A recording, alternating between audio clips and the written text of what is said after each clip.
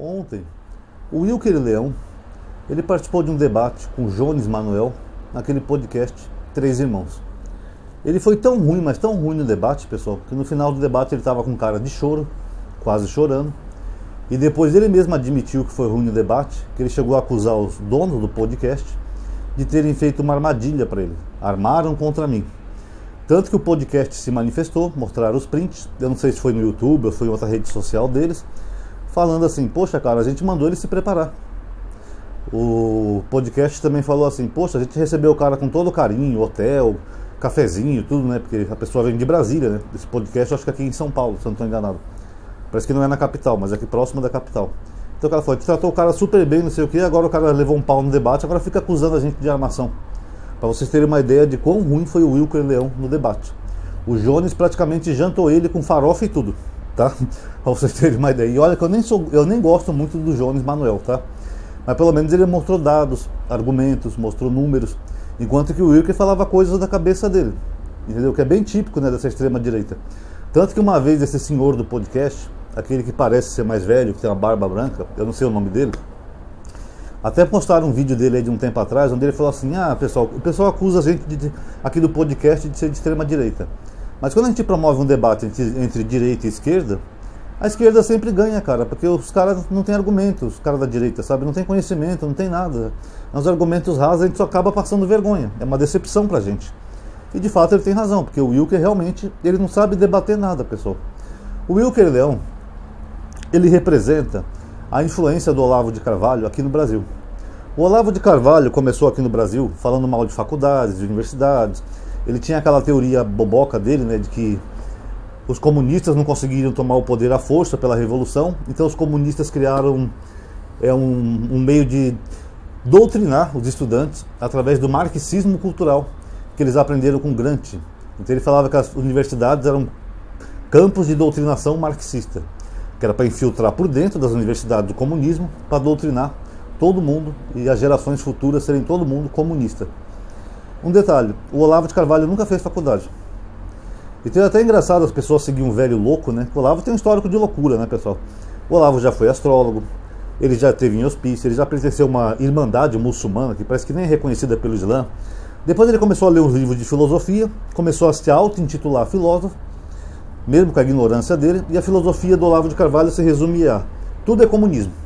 Essa é a filosofia do Olavo de Carvalho. E ainda vendia cursos e dava aulas, tinha gente que pagava para ter aula com um velho louco que resumia tudo a comunismo.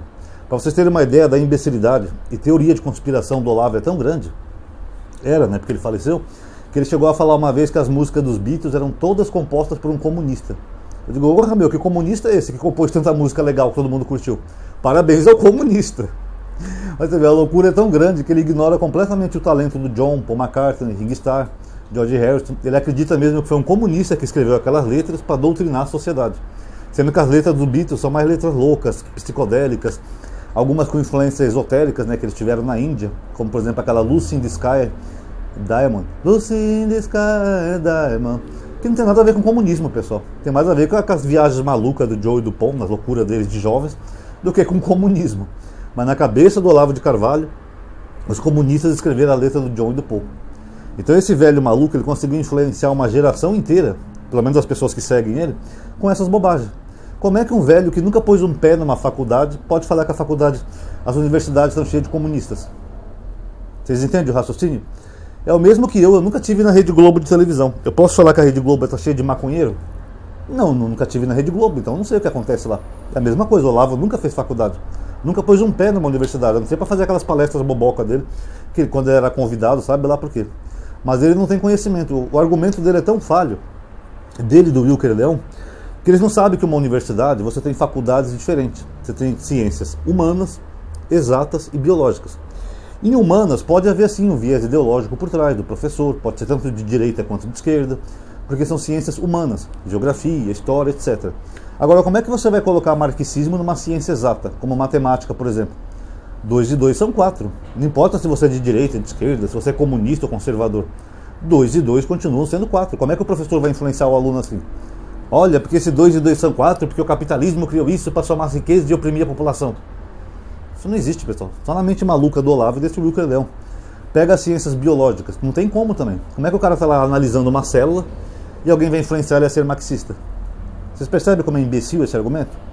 Mas o Olavo fez isso, ele pegou esses jovens, muitos seguiram a cabeça dele, como por exemplo Nando Moura e outros grupos de direita, né? Acham o Olavo um sábio, um gênio, um herói, e eles acreditam nessas loucuras do Olavo de Carvalho, ignorando que no Brasil, só quem consegue produzir conhecimento científico no Brasil são as universidades. Pega, por exemplo, na Paraíba, teve 3 meninas. Na Paraíba não foi na Paraíba, sim. Não foi na UNB em Brasília. Inclusive é a faculdade que o Wilker estava estudando. A UNB é uma das melhores do Brasil, para quem não sabe. Aí 3 garotas, sendo 2 da Paraíba, eu acho que é essa confusão que eu estou fazendo aqui, elas criaram uma vez um micro-ondas ao contrário, micro-ondas, onde você coloca o objeto dentro do micro-ondas, aperta o botão, em vez de ele aquecer, ele esfria rapidamente. Olha que ideia genial. Produção científica nossa. Em Minas Gerais, numa universidade de Minas Gerais, uma estudante e os colegas conseguiram desenvolver uma vacina contra o crack. Inclusive foi aplaudida até lá fora no exterior. Uma vacina que pode bloquear os neurônios que dão sensação de prazer no cérebro. Aí a pessoa não fica com vontade de utilizar crack. Conhecimento científico produzido no Brasil. Então você acha que essas meninas são o quê? São noias, marxistas, maconheiras? Não, pessoal. São pessoas que estão produzindo conhecimento científico com a ajuda da faculdade. Porque ao contrário de países mais desenvolvidos como os Estados Unidos, o Brasil não tem tanta indústria que investe em pesquisa. Tem, mas não é tanto como os Estados Unidos. Por exemplo, você se forma em química nos Estados Unidos. Você vai entregar seu currículo em algumas indústrias, empresas. Elas vão te contratar e elas vão te pagar, bancar uma pesquisa para você desenvolver algo para elas. Ah, você é químico? Eu quero um perfume que dure 72 horas e que tenha um aroma agradável. O cara vai lá misturar substância química, tal, não sei o que, até fazer o que a faculdade quer. A empresa quer, perdão. Mas essa empresa privada vai bancar ele com dinheiro, porque sabe que se ele desenvolver aquilo, a empresa vai vender o produto e eles vão lucrar mais. Então lá sim, nos Estados Unidos, você tem indústrias que investem em pessoas de nível superior para fazer pesquisa. Já que no Brasil são poucas, são menos. Então o único lugar que você tem um pouco de financiamento para fazer pesquisa são nas universidades. Se não fosse uma universidade federal, essas meninas nunca teriam desenvolvido a vacina contra crack. Então foi a universidade que bancou a pesquisa, tal, mapear o cérebro, os neurônios. Olha, quando o cara usa uma pedra, são esses neurônios que são ativados. Ah, essa substância pode bloquear esses neurônios. Ah, vamos experimentar, não sei o quê. Isso é ciência. Então o Wilker, mesmo estudando numa faculdade, que é a UNB lá de Brasília, ele mostra uma tremenda ignorância sobre o que é um curso superior. E mesmo a faculdade dele, que ele fazia um curso de humanas, que era História, ele também já demonstrava ignorância no curso de História. Que nem, por exemplo, ele queria que o professor dele falasse sobre escravidão de brancos numa aula sobre África. Faz sentido, pessoal? Uma aula sobre história da África. Não, mas com certeza o senhor não vai falar dos brancos que foram escravizados. Porque além de ser uma fala idiota, né, pessoal? Porque teve sim escravos brancos. Na Europa, não tem nada a ver com a África. Teve os eslavos, que foi um povo escravizado, os romanos tinham escravo, etc. Agora, o que tem a ver isso com a África? Eu acho que ele não percebeu que a aula, aquele modo, né, a aula sobre a África. E esse discurso dele também, essa cobrança, é uma tentativa de relativizar a escravidão. Os negros foram escravizados, mas os brancos também foram. Isso ninguém fala nada. Como se tivesse comparação, né? A escravidão de africanos com a escravidão de europeus. Que não tem a menor comparação, pessoal. A escravidão de africanos foi infinitamente pior e mais cruel. E a mais sem sentido, né? Porque a escravidão, por exemplo, de eslavos ou outros povos, pelos romanos, era por causa de dívidas, de trabalho, essas coisas. A de africanos não, é só porque eles viam os africanos como um povo inferior e botavam aqui para trabalhar. Inclusive o professor falou, né? O professor dele falou que isso era fruto do capitalismo. Aí ele já criticou. Tá vendo? É doutrinação nas escolas, porque não tinha capitalismo naquela época. Ah, não? Ele acha que as pessoas iam na África buscar escravizados para quê? Por lazer, por hobby? Não era para aumentar o capital? Então só você vê que o Wilker não é muito inteligente, né, pessoal? Eu vi alguns trechos do debate. Em dado momento ele chegou a falar que a universidade não deveria investir em certos cursos de humanos porque ele acha que não são tão necessários na prática, como museologia ou arquivologia. Ou seja, ele não faz a menor ideia do que essas ciências estudam. Aí o Jones deu uma surra nele explicando que essas áreas são importantes, que contribuem para a cultura do Brasil. Inclusive o Jones citou o Museu Nacional, né, que pegou fogo no Rio de Janeiro, na época do Temer, que foi uma perda irreparável para o Brasil, uma perda histórica que não tem como reparar. Justamente por isso, porque não tem pessoas aptas nessas áreas para cuidar do museu. Enquanto que o Wilker, por uma questão econômica, ele acha que deveria reduzir essas matérias ou acabar com elas, ou ser parte de um outro curso, só como um complementozinho. Sendo que, na verdade, não ia diminuir nada o valor financeiro. Os gastos da universidade iam continuar o mesmo. Isso me lembra até o argumento dos bolsonaristas, quando eles falam assim, tem que diminuir os ministérios. Tem muito ministério, o Bolsonaro reduziu de 38 para 15. Só que na prática, pessoal, isso não reduz um centavo das contas públicas. Porque quando você rebaixa o ministério para o status de secretaria, como o Bolsonaro fez com a cultura, continua as mesmas pastas lá. Os mesmos funcionários, as mesmas coisas. A mesma pasta, o mesmo gasto, não economiza um centavo. Até o Bolsonaro uma vez falou isso sem querer no podcast. Eu reduzi o número de ministérios. Tudo bem que não deu grande diferença. Ele mesmo admitiu sem querer. Porque na prática, no financeiro, não diminui nada. É o mesmo que eu falar assim, estou gastando muito com a minha esposa, vou chamar minha esposa de minha irmã. Vai mudar os gastos da casa? Não. Você pode chamar ela de irmã, de tia, de vovó. Ela vai comer do mesmo jeito, vai gastar do mesmo jeito e os custos vão continuar o mesmo. Essa imbecilidade que Bolsonaro e o Wilker não percebem, que isso é só demagogia, é coisa de pessoas que não têm profundidade no estudo. Tipo lá o Olavo de Carvalho. Porque se tirar esses cursos, vai sobrar mais dinheiro nas universidades. Não vai, gente, é só uma narrativa falsa e boba, para as pessoas poderem acreditar que você está combatendo um sistema e reduzindo a máquina pública, tá? E por fim, pessoal, isso mostra aquilo que eu falei no outro vídeo que eu falei do Wilker, né? O interesse dele é só ganhar uma boquinha. Ele quer se candidatar a um cargo, acredito que deputado, porque ele viralizou nas redes. Inclusive ele usou esse argumento no debate, né? Que ele tem mais engajamento. É sério? Então se eu for debater, por exemplo, com a Virgínia Fonseca, que tem milhões de seguidores, se eu for debater com ela, por exemplo, sobre saúde pública no Brasil, eu falar para ela, Virgínia, vacinas salvam vidas, Virgínia. Ela pode chegar para mim e falar, Ronaldo, eu tenho mais engajamento que você. Com todo respeito a quem está assistindo, mas tem uma expressão na minha terra que fala assim, o que tem a ver o cu com as calças, pessoal? O que tem a ver o engajamento com os argumentos que estavam sendo debatidos ali? Nada. Nem debater se o Wilker sabe, porque eu tenho mais engajamento que a esquerda. O que quer dizer alguma coisa? O Janones acho que tem mais engajamento que ele. Então são os argumentos, não são nem argumentos, né, pessoal? São coisas bobas. E no fundo ele mostra que ele só quer uma boquinha para mamar. Tanto que no começo, antes dele viralizar, até porque ele viralizou com polêmica, né? Enchendo o saco de petistas e bolsonaristas com perguntas bobas, capciosas.